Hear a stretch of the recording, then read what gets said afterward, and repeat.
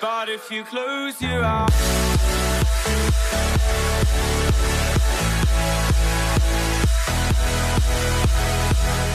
Welcome back to Pass It On.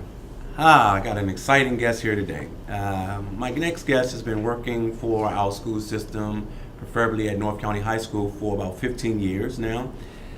This guest has been on a mission to bring a first-class science, technology, and engineering math education to the underserved portion of our student population through a hands-on agricultural program which focuses on nutrition as well as principles of business.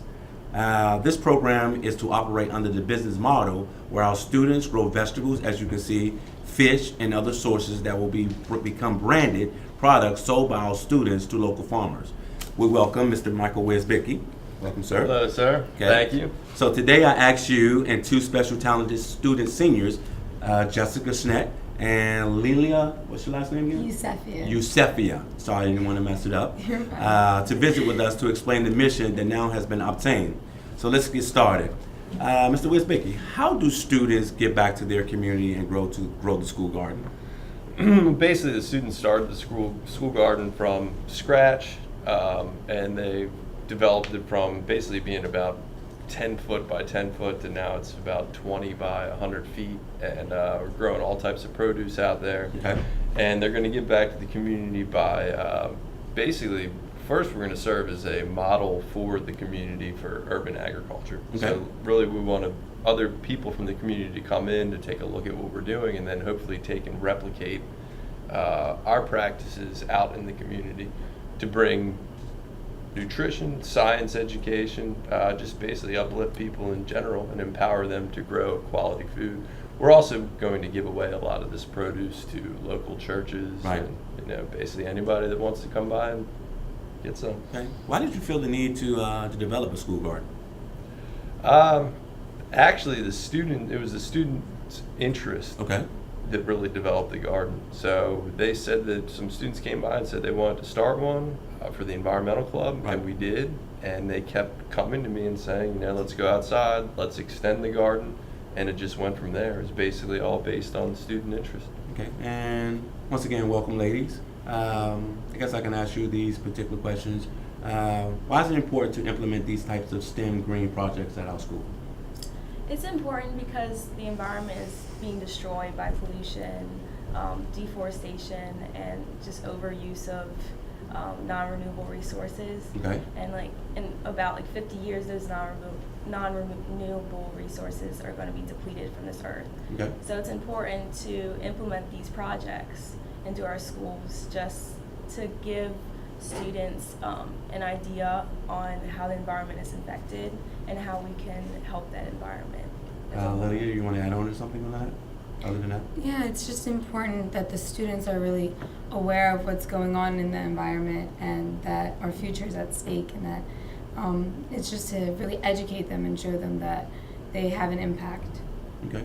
Mr. Wisbicki, what have you learned through the food spam curriculum to develop here in North County? The food span curriculum from Johns Hopkins University is pretty awesome. So it's just about basically teaching individuals about urban agriculture and about how the food system works and basically how everything is basically interconnected, the food system, the communities, what we eat, why we eat it. Mm-hmm. So I was able to work with them and kind of get some ideas of how we could run a parallel system here. We're also working with the University of District of Columbia, okay, and they have a absolutely phenomenal first-rate urban agricultural setup there as well. Okay. You two ladies, talk to us briefly about the project you've been working on. So me and Lilia were inspired by our passions. I had a passion for gardening and she had a passion for solar panels. Okay. And we wanted to use those passions to help our school and get our community together and just make our school more environmentally friendly. Okay. So first we made a greenhouse. We renovated a greenhouse upstairs. And we put a vertical garden in and a timed irrigation system. Okay. And then we wanted to take those passions outside into a community garden. So we dig down deep right away. Dig down deep. Yeah, into research. And just we can't wait to keep growing our passion. Absolutely. You want to share anything else? Yeah, it was just It was cool seeing the greenhouse and how we had like the irrigation system there and started growing things, but then we kind of wanted to display that outside and add more green technology factors. So with Mr. Wiersbicky's help, we were really able to make that happen. Okay. You guys also have some fantastic news. You want to talk to the viewers about that fantastic news that you just kind of found out about? So we were fortunate enough to obtain a $5,000 grant from Lowe's Toolbox for Education. So they were able to help us fund this huge project. So overall, our project has about 3 different aspects. That includes the actual agricultural portion of the botany, and then we have the whole timed irrigation system that utilizes rainwater, and then we have that run off of renewable energy using solar panels and a wind generator. Okay.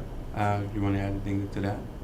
Well, just the grant, we just love getting You're excited money. about that? Yeah, getting that, and actually that's the process of applying and everything was just very long, and it was just very rewarding just to obtain How did that impact grant. you to know that students took your expertise and they have a passion along with your passion and they were able to go I out think and it's develop? just you know, awesome. I mean, I absolutely. think this is what it's all about, and the fact that they went and took it in their own direction, Okay. and then they secured the fund. I mean, funding makes these types of things possible. And Absolutely. the fact they secured that on their own, and I think it's a just outstanding project that's going to get a lot of attention when it's completed. Couldn't be happier. So what do we have here? This right here is a fish pepper plant. A fish pepper plant. Fish Okay. pepper. All right, and it's a piece of local history. It's actually a piece of African American history. Okay. So these were famous in cities like Baltimore and Philadelphia. And you can see that it's what's called a variegated pepper plant. So you Yes. can see that there's kind of like tones of white and cream in here. Are they hot? They are hot. Okay. And the reason why it's called a fish pepper was because the purveyors of fish, fishermen, guys who would go out and get oysters, clams, seafood, You see. they would cook with these peppers. And you can see that pepper right there is basically cream colored. You know, you're used to seeing something that's red or green when you're thinking of heat. So you could take that cream colored pepper and they would put it in a white sauce for fish. Catch this on camera. All right. I'm not going to bite down. I'm just going to taste. So it would kind of give a little bit of invisible heat to a white sauce. And those peppers all but really disappeared. And it's kind of an interesting story. In the 1940s, an African American World War II veteran, well, he was injured in the war, and he was looking for ways to alleviate his pain. Right. And he had read somewhere that if you could take venom from bees and you could prick yourself with the stingers and get the venom in your body on a daily basis, that it would work to alleviate pain. He was helping to, Really? yep. Outstanding. I mean, who would think that peppers and venom could actually heal you? So, well, I mean- what he went and he met a guy that had some bees. Okay. And he said that, you know, he had some seeds and he'd trade him some seeds for some bees. Okay, And seeds the guy for bees. said, you know, done deal. Okay, All right. it's a wrap. So the guy had those seeds and he basically just took them and put them up in the attic. And Okay. they sat in the attic until the 1990s. And by that time, the fish pepper had pretty much disappeared. Okay. Awesome. What else you got? Well, to finish the story. I'm sorry. Well, it's all right. But so later, that guy, his son went up in the attic, found the seeds, sent them to a seed exchange, made them available to the public, and then here we have the fish pepper that basically came back into the public eye. So Awesome, man. pretty neat. Do you local plant history. that? This, I just tore it out of the ground so I could bring it in for your talk Okay, show. appreciate it, man. No We might- problem. we might have to hang it somewhere out Yeah, there. that's fine. You can hang it upside down, dry it out. Yeah, I brought in just, you know, we're doing things hydroponically. So this is hydroponic tomato seedling. Okay. Over here we have some mustard greens and we have some lettuce that's out of the garden. I Okay. mean, it's just, So it's my really- whole thing is the engagement piece for students is really to put these types of things in front of them as a vehicle to teach science and get interest. And, you know, Obviously, if they you ain't- bite in that pepper, I would be that'll sweating generate profusely some- right now if I bit into that pepper. So I choose not to do that because I'm already bald-headed, so you see steam coming on my head. It's all good. Ladies, what do you plan on doing with that $5,000? You have a goal with that $5,000 you plan on doing? So our main focus is combining that environmental botany portion Okay. with green technology. Right. So because we both are in the STEM program and we both are aspiring engineers, we also are really interested in supporting that. And the main goal is expressing this passion and educating others. Okay. We want to start a program with elementary school students and then in the future middle school students as well, starting with Hilltop Elementary. Right across the way. Exactly, and Right. having them come over and take field trips and learn about the green technology and how solar panels work and how food is grown and Right. that their nutrition is important. Absolutely. Because these are the next CEOs and engineers and even maybe a future president that Absolutely. needs to be aware of how the environment is impacted and that we Especially need in the to- school, as far as the nutrition and what they're going to be provided with during lunches and things like that, or breakfast and that nutrition piece aspect. You guys are seniors though, so what I really want to know is it very important for you guys to get the lower class, like your juniors and sophomore and freshmen, to continue this particular program that you guys have worked so hard with the grant, because you're going to be leaving in a couple of months.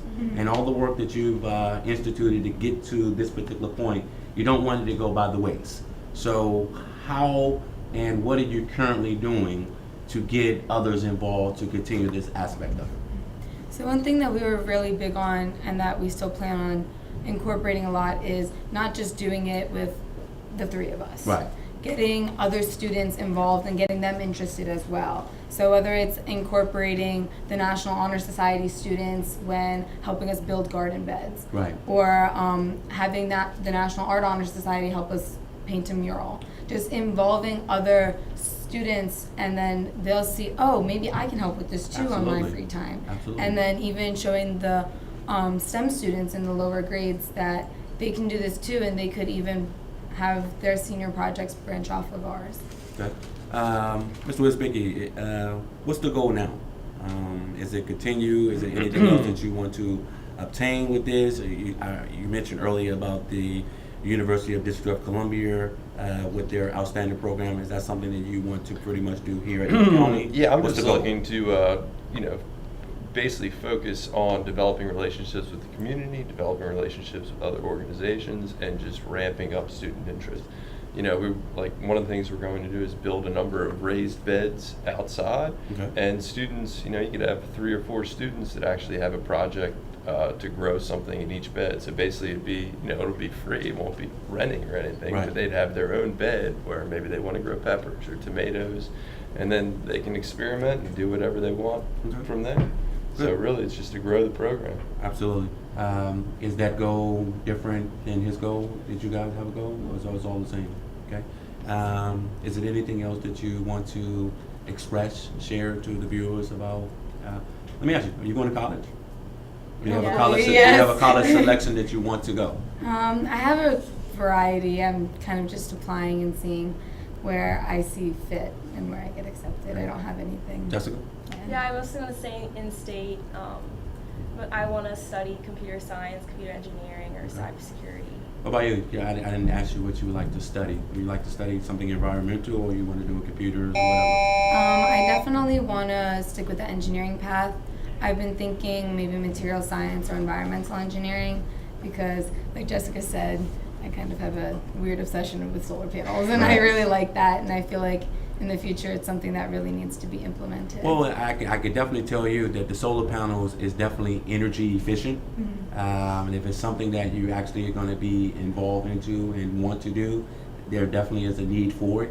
You always want to find something out there that there's a need for that you can put your heart and soul behind it. And it seems like you guys are the right mode to pretty much begin that aspect of your lives and helping out North County.